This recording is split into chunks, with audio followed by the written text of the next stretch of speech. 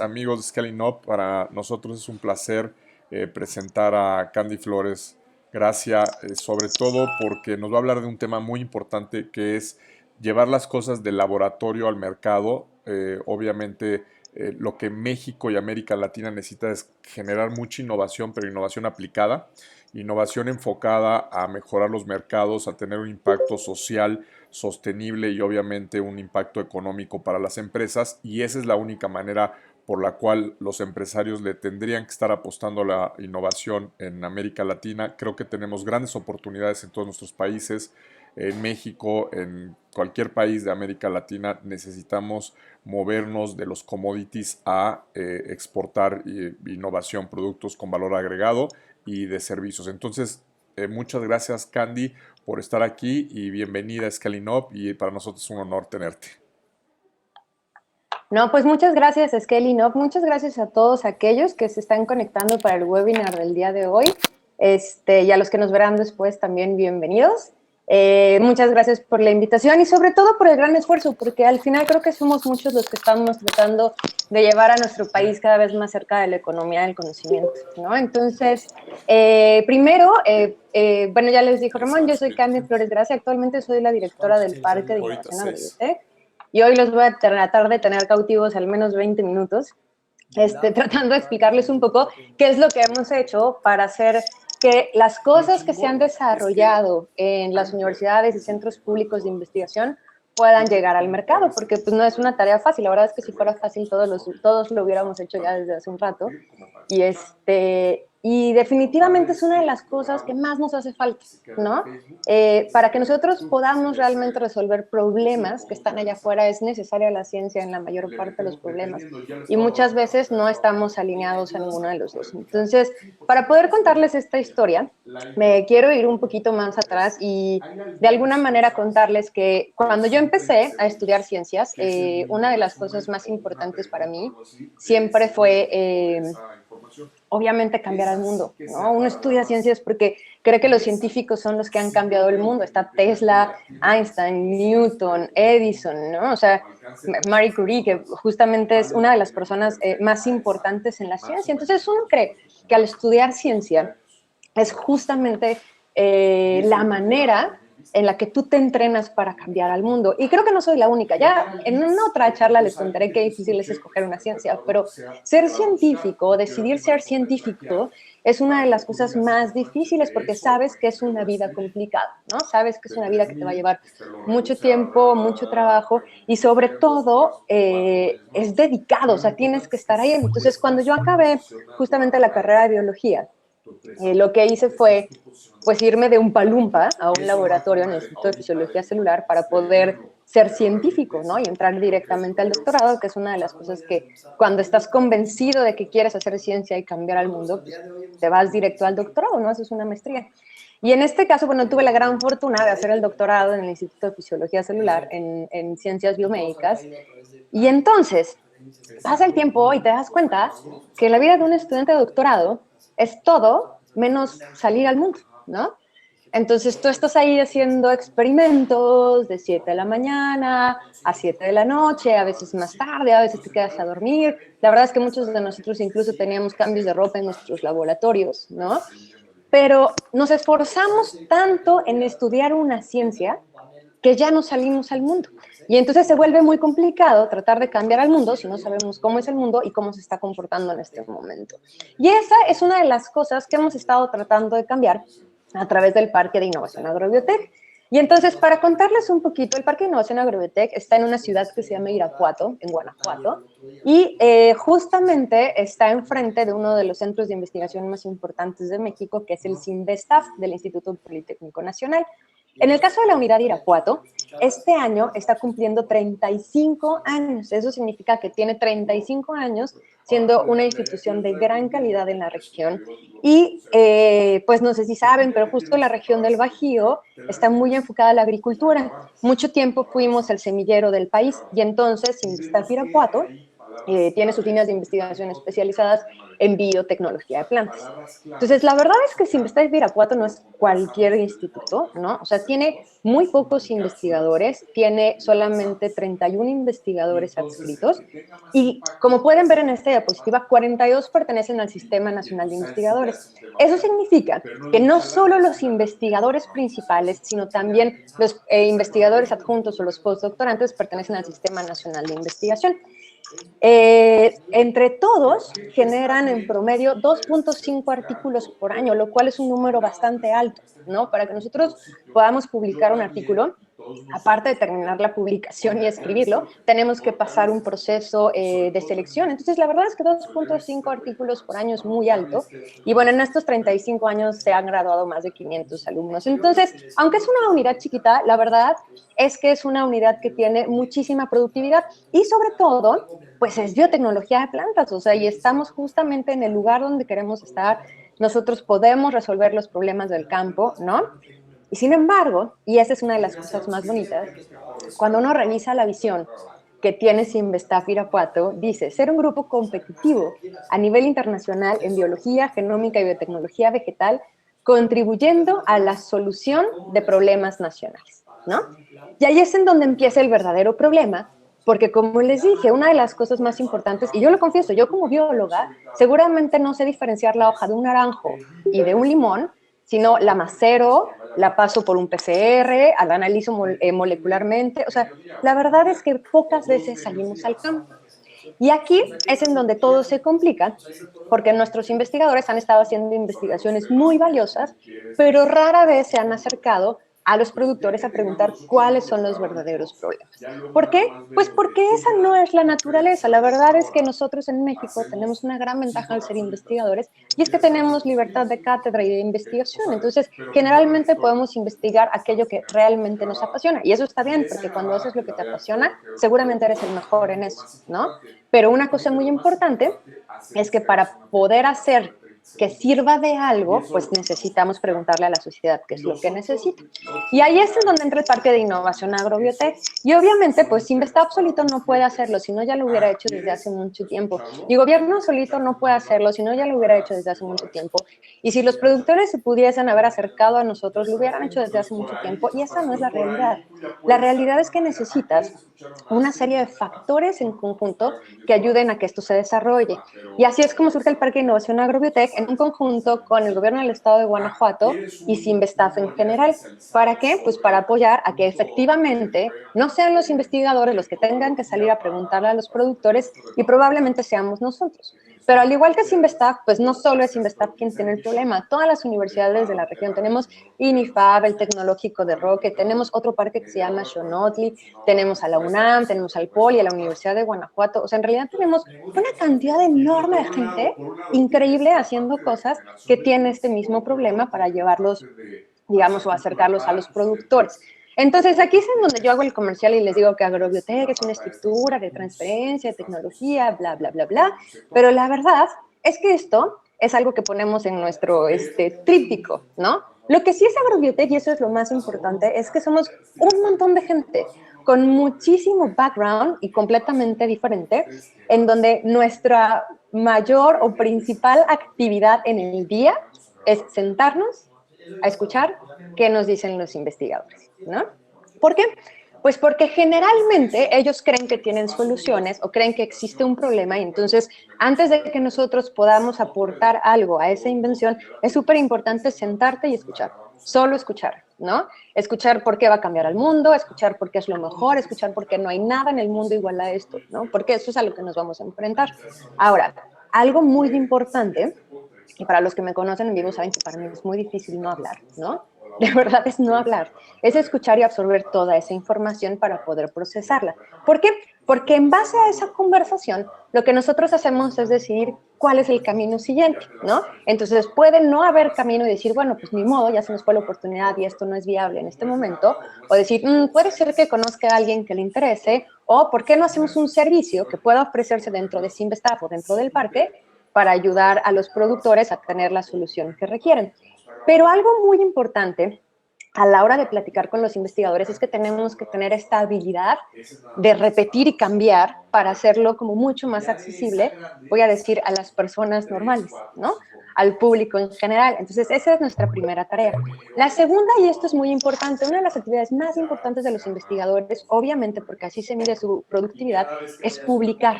Pero para todos aquellos que están inmersos en este mundo saben que cuando se publica algo, pierde la novedad y entonces ya no lo podemos proteger mediante una figura de patente.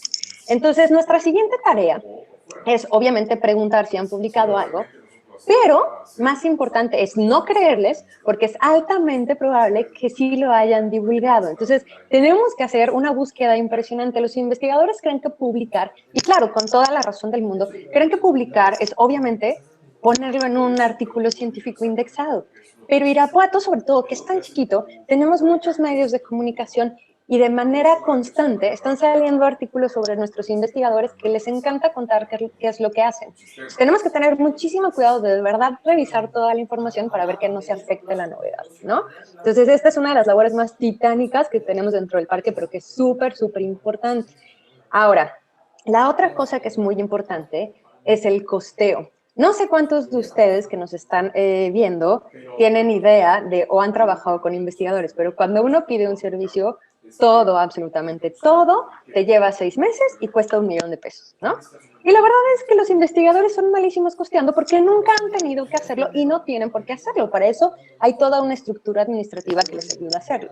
Pero entonces, nuestra siguiente tarea es obviamente sentarnos y hacer casi, casi pasito por pasito, saber qué es lo que usaron, cómo lo usaron, para qué lo usaron, cuánto tiempo han invertido, cuánta gente ha participado, obviamente costear la luz, el agua, el teléfono, el internet, la parte administrativa, aduanas que nunca lo cuentan, ¿no? Pero que es muy importante. Entonces, como parque, nunca dejamos que ellos nos digan cuánto cuesta, porque obviamente no saben, pero sí los sentamos a hacer un ejercicio en donde podemos evaluar aproximadamente cuánto ha costado el desarrollo.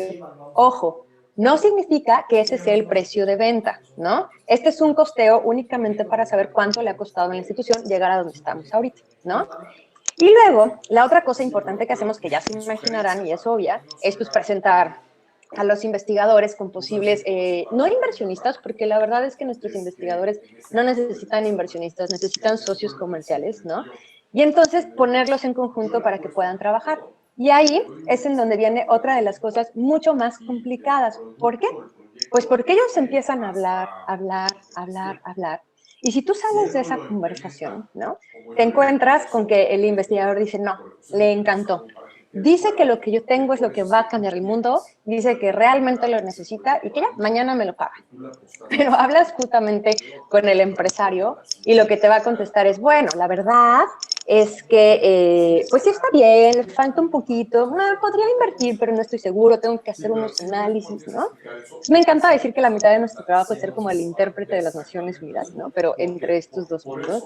Y la verdad es que es muy complicado porque bueno, no es complicado hacerlo, pero es muy complicado cuando no se entiende, porque esta es una de las cosas que puede romper cualquier trato comercial y lo hace muy, muy difícil, ¿no? Por eso es muy importante entender que el mundo comercial y el mundo académico tienen otros tiempos, tienen otras maneras de hablarse y por eso debemos ser intérpretes entre los dos para que quede completamente claro.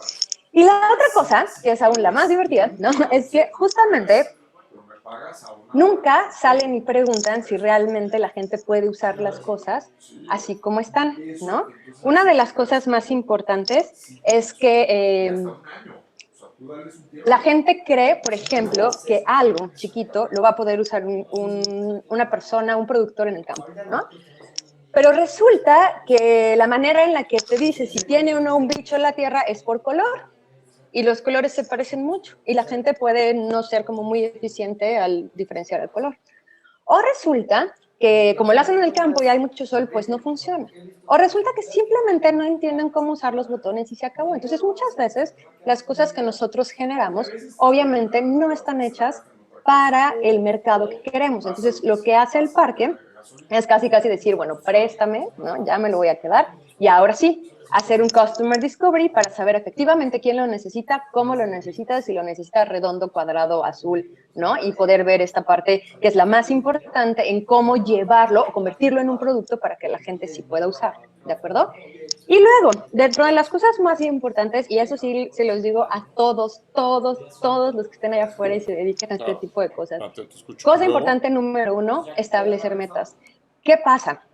Los investigadores están acostumbrados a establecer metas de otra manera. ¿Por qué? Porque son metas de investigación. Nosotros tenemos hitos muy cortitos, porque no podemos esperar 1 año o 2 años a ver si se logró lo que queremos hacer. Entonces, nuestros hitos son en tiempos muy cortos y ahí es en donde para nosotros es bien importante sentarlo y decir, a ver, investigador, ¿entendiste, no entendiste? Sí, no, 3, 7, ok, perfecto, ¿no? Para el lunes, este lunes, perfecto, ¿no?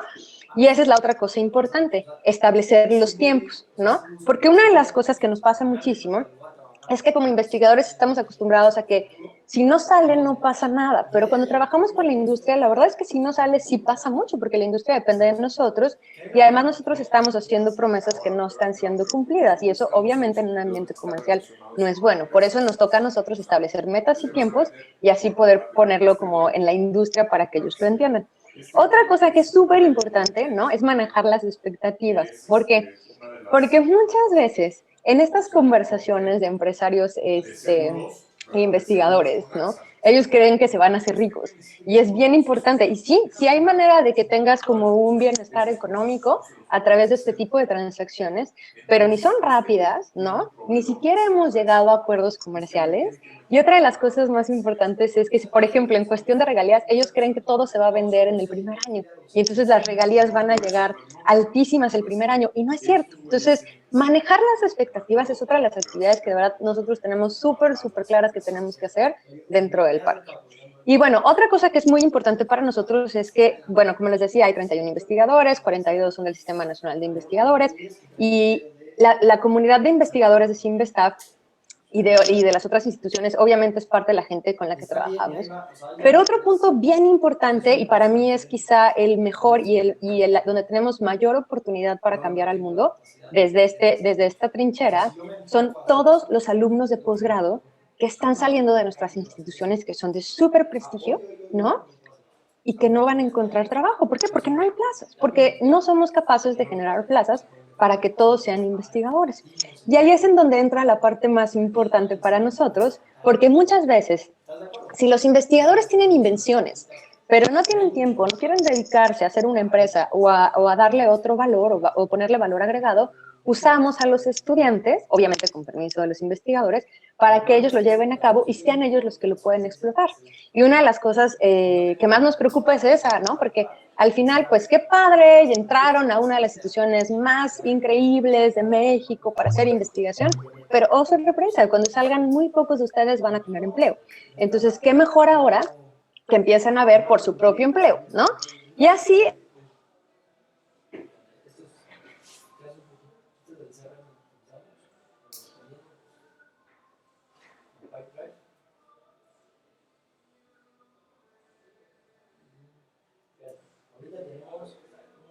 Pero eso es una aplicación frontend. Pipeline es una cosa así.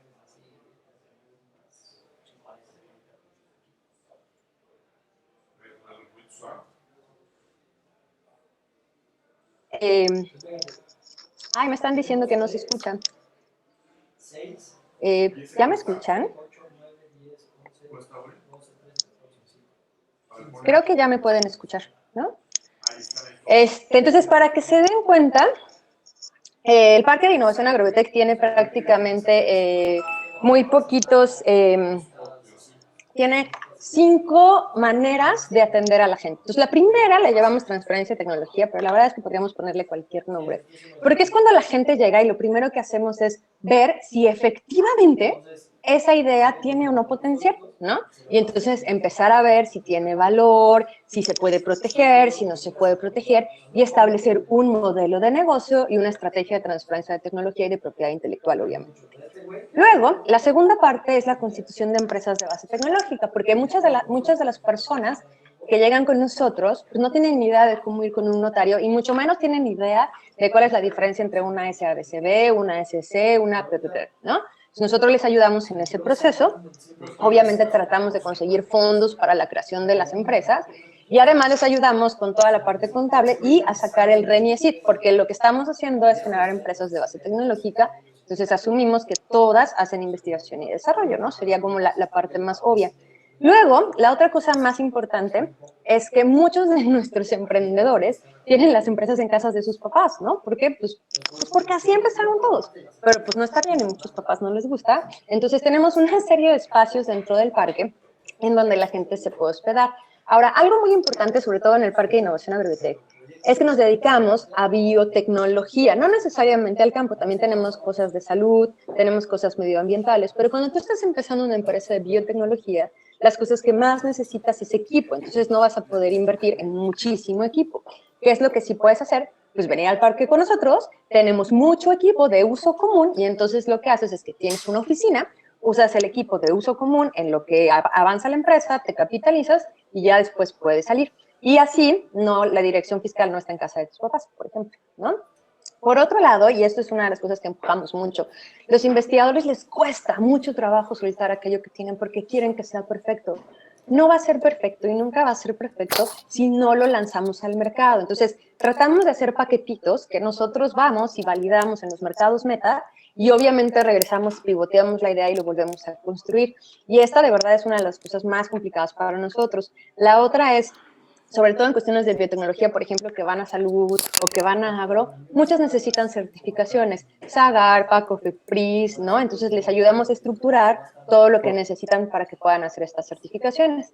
Y ya por último, obviamente, pues propiedad intelectual, ¿no? O sea, si es protegible, si no es protegible, lo que hacemos es tratar de llevarlo de la mejor manera para protegerlo, obviamente cuidar los intereses de todos los involucrados y entonces poder explotarlo. Pero al final y con todo esto, una de las cosas más importantes que está haciendo el parque, y creo que deberíamos hacerlo todos y pensarlo, durante mucho tiempo nosotros estuvimos muy enfocados en la marca Hecho en México y la verdad es que el país se volvió en una buena manera de manufactura, ¿no? Pero ahorita lo que queremos hacer es cambiarlo a creado en México. Tenemos muchísima gente con un montón de potencial que puede llevarnos a tener mayor valor de todas esas ideas que están alrededor. Entonces, definitivamente, yo los invito a que piensen en esto. Ya no hagamos hecho en México, hagamos creado en México. Muchas gracias.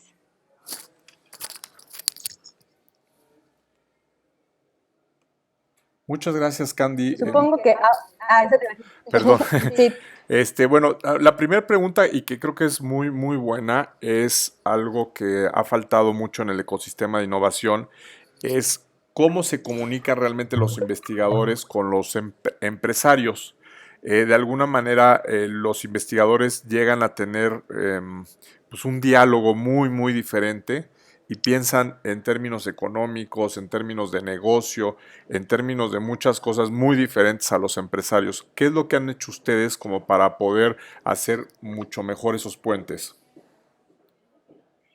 La parte número uno es que yo no los dejo hablar con los empresarios, ¿no? Hasta que ya hicimos una labor de verdad bien importante, porque efectivamente tienen razón, o sea, no hablan el mismo idioma. Entonces, de alguna manera, es hasta un entrenamiento constante. ¿Qué decir, qué no decir? Les encanta decir cosas que son confidenciales, ¿no? Y entonces a nosotros, ya sabes, se nos revuelve así el ojo cuando empezamos a escuchar. Entonces, es un entrenamiento, ¿no? Generalmente nosotros hacemos el primer contacto, ya que masticamos la información, es así cuando, o sea, hablamos con los dos por separado y cuando los juntamos siempre estamos nosotros tratando de traducir, es un poco lo que les decía, ¿no? Ser intérprete, porque sí, manejar las expectativas de ambos lados es una de las cosas más importantes que tenemos que hacer ahorita nosotros, ¿no? O sea, definitivamente. Y justo por eso, ¿no? Porque lo que queremos es que no se cierren los tratos antes de que los hayamos empezado. Sí, claro. Oye, otra pregunta es que mencionaste que una vez que las empresas se capitalizan pueden salir del parque. ¿Cuánto tiempo aproximadamente pues es este tema de de la capitalización? O sea, ¿cuánto tiempo están ahí alojadas en el parque? La verdad es que depende de cada empresa, porque hay gente que sí requiere, por ejemplo, hay gente que solo necesita un termociclador, que seguro, o sea, que es caro, pero no es tan caro, y es lo único que necesitan para su proceso. Entonces, a lo mejor en año y medio o 2 años ya pueden salirse, ¿no? Hay empresas que tenemos ahí desde hace 4 años y que no logran salirse, ¿no? Piensen en algo muy importante, y esto también creo que es una de las cosas que nos cuesta mucho trabajo. En biotecnología, los procesos son largos. Entonces, a veces probar en el mercado nos lleva un año, nos lleva año y medio. Entonces, a diferencia de otro tipo de empresas, estas son empresas que tardan mucho más en estabilizarse o quizá incluso en hacer hasta su primera compra, ¿no? Yo te diría que el promedio es 2 años y medio, pero la verdad es que depende también mucho de las habilidades que tengan los emprendedores para encontrar capital de otros lados. Claro. Oye, otra pregunta muy válida y sobre todo ahorita que hablaste de biotecnología, cuando yo estuve en la Secretaría de Economía nos daba temor un poco que hay algunos investigadores inclusive de CONACYT que cuando trabajan con empresas a veces se quedan con la información y están en proceso de patente, pero ellos publican algunas cosas de esa misma información. O sea, ¿cómo le haces para evitar la fuga de información, sobre todo cuando están en proceso de patente, ¿no? Claro, aquí hay dos cosas importantes. Es como dos procesos diferentes. Uno es cuando de verdad ya pasó y tenemos que estar buscando, y es un poco lo que les decía, ¿dónde está toda la información que publicaron? ¿No? Pero la otra es de sensibilización. Para nosotros en Simvestab Irapuato ha sido muy fácil. ¿Por qué? Porque son 31 investigadores, ¿no? Lo decía, es un núcleo chiquito de gente. Entonces yo sí creo que justamente como empezamos a trabajar, a la gente le vamos haciendo más sensible de esos temas, ¿no? Ahora, sí es complicado porque tú no puedes obligar al investigador y decirle publique o no publique, pero lo que sí hemos hecho, obviamente, es empezarlos a sensibilizar sobre qué significa un contrato y por qué en el contrato se dice si puedes o no publicar, o cuándo puedes publicar, o cómo puedes publicar. Entonces, afortunadamente, o sea, tratando de más de sensibilizar en la parte de, mira, no publiques porque, ¿no? Es decir, hay un contrato que tú estás firmando y la cláusula 23ª, ¿no? Dice que tú no puedes publicar a menos que sea revisado por la empresa. O dice que tú no puedes publicar hasta que termine todo, ¿no? Pero, y es otra vez un poco lo que les decía, el manejo de las expectativas es súper importante. ¿Por qué? Porque sí debe quedar muy claro y repetir 30 veces, no se puede publicar. ¿Estás de acuerdo? ¿Quieres trabajar? Perfecto, ¿no? O se va a poder publicar, pero en tanto tiempo. Entonces, te digo, creo que esa es una de las cosas que a nosotros nos ha funcionado muy bien. No sé, y sobre todo, bueno, yo trabajé en la UNAM donde son 11,000 investigadores, no sé si ahí podría hacerlo, ¿no? Ahorita porque son poquitos, porque es uno a uno y porque nos estamos llevando de casi de la mano en el proceso. Pero a lo mejor en procesos más grandes sí sería mucho más complicado o en lugares mucho más grandes, ¿no? Claro, oye, y la relación con los inversionistas, ¿qué es lo más difícil que te ha tocado al negociar con los inversionistas? Ay, pues mira, el tiempo, ¿no? O sea, de entrada ya es una de las cosas que decíamos, que la gente no entiende que si un inversionista pone dinero es porque quiere algo a cambio, ¿no? Y ese algo puede ser parte de tu empresa, ese algo puede ser dinero que regrese después de tanto número de años, pero la gente no lo entiende. ¿Por qué? Pues porque los Oye, investigadores dijo Jorge nunca en su Silva vida que han iba a tenido venir. que regresar dinero porque todos se los da con el CIT, ¿no? O todos se los dan otro tipo de fondos. Entonces, que ellos entiendan que es dinero de inversión y no de fondos, es una de las cosas más complicadas. Ahora, cuando tú estás negociando justamente con los inversionistas, pues siempre va a haber un riesgo y es biotecnología. Entonces, no trabajamos con cualquier inversionista porque es difícil de entender que los retornos de inversión no son en 5 años ni en 7, probablemente sean en 10, ¿no? Entonces, manejar esto es bien importante y que ellos entiendan que es un proceso también de prueba y error, ¿no? O sea, si estamos haciendo una sonda, pues la vamos a hacer, necesitamos probarla, pero si sale, el valor de la propiedad intelectual de eso que tenemos ya probado va a ser 5 o 6 veces mayor de lo que están, por lo que le están apostando ahorita, ¿no? Entonces, convencerlos de eso yo creo que ha sido lo más difícil, sobre todo cuando no están sensibilizados, ¿no? Oye, Candy, me preguntan que tú que eres investigadora y doctora y que tienes ahora actualmente el rol de negociador, ¿qué es lo que más te gusta y por qué? O sea, investigar o ¿Qué es negociar. lo que más me gusta? hablar, ya lo vieron, me encanta hablar. Entonces, la verdad es que yo ya tiene mucho que dejar la investigación y sí, extraño a veces mis ratas y el laboratorio, pero lo que hago ahora es tan divertido porque aprendo un montón de otras 57 cosas. Entonces, no importa que mi background sea en biología y que mi doctorado sea en ciencias, ¿no? De repente me llegan a hablar de genómica, de lo que quieras, y me ponen a estudiar, ¿no? Entonces es bien divertido porque nunca te aburres porque son invenciones completamente diferentes, porque son estrategias completamente diferentes y porque son mercados completamente diferentes. Sí, imagínate que si antes yo investigaba con ratas y analizaba datos y demás, pues ahora mi investigación es con humanos, que necesito que me compren las cosas, ¿no? En bases de datos para ver si no hay nada atrás, ¿no? Con inversionistas para ver cómo se mueve el dinero en esas áreas. Entonces, al final es investigación. A lo mejor no que sacas del laboratorio, pero son muchísimos datos que analizamos. Entonces sigue siendo igual de divertido.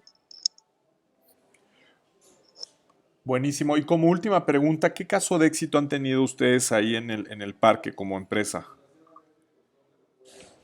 Pues nosotros ahorita tenemos justamente 11 empresas y yo creo que los casos más bonitos, digo, tenemos gente que ha tenido el gen ahí de ser empresario siempre, pero el caso más bonito es una empresa de unos chicos de Simvestab que participaron en un concurso que ellos siguen insistiendo que no saben cómo ganaron, ¿no? Y que han pivoteado, yo creo que su producto unas 3 o 4 veces. Y ahorita lo que tienen es algo que sí se puede vender y que encaja perfectamente con una estrategia que tiene el gobierno del estado de Guanajuato que se llama Marca Guanajuato, ¿no? Entonces, al final, son chicos que simplemente empezaron jugando, se llaman Infood.